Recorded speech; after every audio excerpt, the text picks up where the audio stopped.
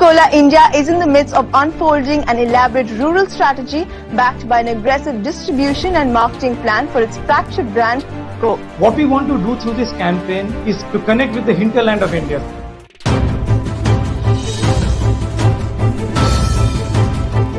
Welcome back to our new video guys. तो कैसे आप सभी लोग, आई होप आप सभी अच्छे होंगे। तो आज की वीडियो में हम बात करने वाले कोका कोला के बारे में करेंगे, एक ऐसे ब्रांड की जो दुनिया में सबका फेवरेट है, कोका कोला। लेकिन क्या आपको पता है कोका कोला के पीछे की कहानी, कैसे ये छोटा सा एक स्टार्टअप एक दुनिया का ड्रिंक ब्रांड बन गया। लिए शुरू करते हैं। Chairman and CEO James Quincy joins us here in an exclusive interview to talk through. Our next guest runs the largest beverage company in the world, and it has a long-standing relationship.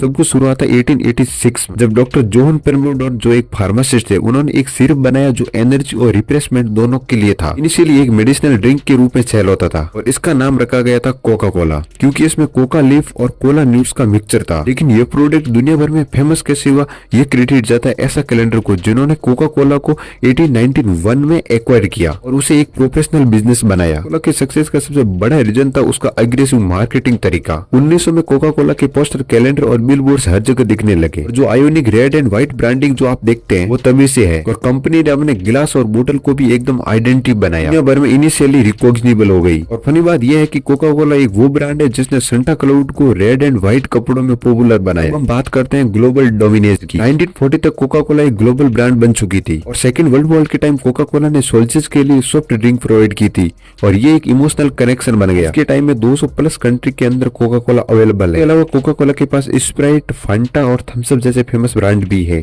और अब हम बात करते हैं Coca Cola के criticism की। Coca Cola की success के साथ साथ उसकी कंट्रोवर्सी भी आई। एक्सेस शुगर कंटेंट और हेल्थ इश्यूज की वजह से ब्रांड को काफी क्रिटिसिज्म फेस करना पड़ा। फिर कोका कोला ने जीरो शुगर और डाइट कोके जैसे अल्टरनेटिव लॉन्च किए जो हेल्थ कंज्यूमर ऑडियंस के लिए बनाए गए थे। इसके टाइम में कोका कोला सस्टेनेबिलिटी पर फोकस कर रहा है, साइक्लिंग और वाटर कन्वर्जन इनिशिएटिव के जरिए। तो दोस्तों अब हम बात करते हैं एक अलग तरह की मार्केटिंग की। तो कोका कोला की जितनी भी मार्केट के अंदर बोटल्स आती है उस पर इन लोगों ने आम आदमी का, हर बंदे का नाम चिपका दिया। दोस्त मार्केट के अंदर कुछ भी सामान लेके जाना था और फ्रिज के अंदर देख रहे कि अपने दोस्त के नाम की कोका कोला की बोतल पड़ी है तो वो उसको कॉल करता। तो ऐसे ऐसे लोग अपने ही नाम की कोका कोला पीने लगे। इससे लोगों और कोका कोला के बीच अपनापन और इमोशनल कनेक्शन हो गया। इससे कोका कोला को ये फायदा हुआ कि रातों रात इसकी सेल इतनी बढ़ गई कि इनको संभालना मुश्किल हो रहा था। तक इन्होंने आईपीएल और बड़े बड़े इवेंटों को नहीं छोड़ा अपनी ब्रांडिंग करने के लिए। तो एक बात हम ये भी कह सकते हैं कि कोका कोला ने अपनी ब्रांडिंग के लिए अंधा पैसा खर्च किया है, तभी जो आज वर्ल्ड फेमस ब्रांड है। अब हम बात करते हैं गाइस इंडिया के अंदर कोका कोला की एंट्री कैसे हुई थी।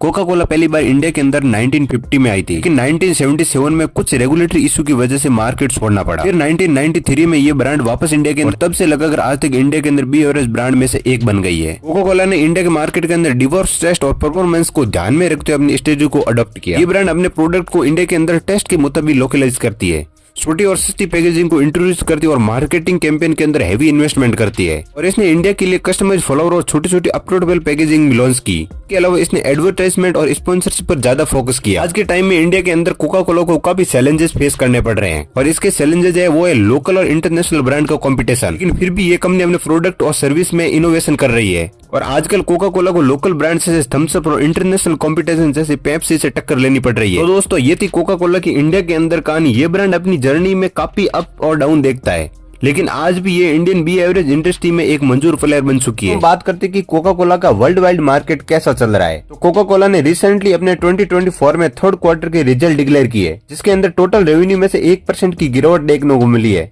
जो $11.9 बिलियन तक रहा।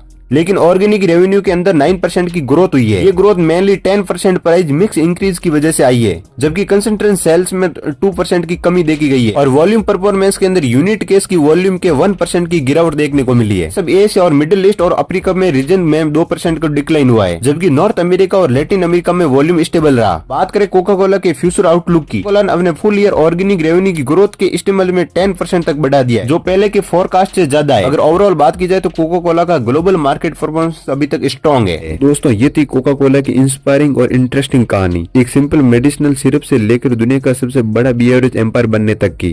कोका कोला ने मार्केटिंग, इनोवेशन और ब्रांडिंग के जरिए एक ऐसा लेगेसी क्रिएट किया है जो भी अनइटेबल है। आपको ये वीडियो पसंद आए तो वीडियो को लाइक कीजिए, चैनल पर नए तो चैनल को कीजिए सब्सक्राइब। मैं मिलता हूँ आपको एक नेक्स्ट वीडियो में, तब तक के लिए बाय बाय, टेक केयर।